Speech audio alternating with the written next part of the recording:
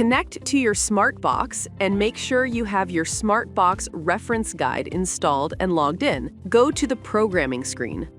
Select the make, model, year.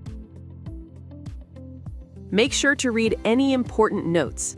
Select the immobilizer type. Select the immobilizer file. Wait until SmartBox is in the programming mode. Select Program Keyless option. Follow the programming instructions. When you get to the Outcode step, open the QR code pop-up. Open your phone camera and scan the QR code. After scanning, the Reference Guide app will open up.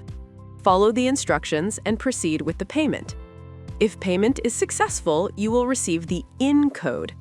Enter the Incode to the SmartBox Programmer input field.